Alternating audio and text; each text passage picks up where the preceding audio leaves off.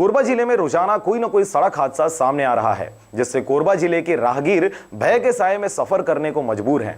इसी कड़ी में कटघोरा के कासनिया के पास अहिरन नदी पुल में अंबिकापुर की ओर से आ रही मेटाडोर की दुर्घटनाग्रस्त होने की खबर सामने आई है।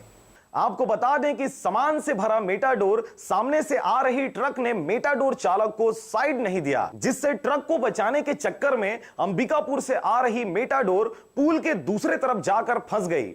हालांकि इस हादसे में मेटाडोर पुल के नीचे नहीं गिरी, साथ ही मेटाडोर चालक को मामूली चोटें आई हैं। वहीं इस घटना के कारण मेटाडोर अहिरन नदी के पुल पर जा फंसी। वहीं इस घटना से बिलासपुर मार्ग एवं अंबिकापुर मार्ग बाधित रही। डंपर वाले को मैं आधे ब्रिज से लाइट दिया हूँ, डंपर वाला रुका नहीं। डंपर वाला सीधा मेरे आंग पे आ गया और गाड़ी मेरा ब्रिज के आधा लटक गया। आप किधर से आ रहे थे? हम अंबिकापुर से आ रहे थे। कितने बजे की घटना है ये भैया अभी आधा घंटा पहले हुआ है।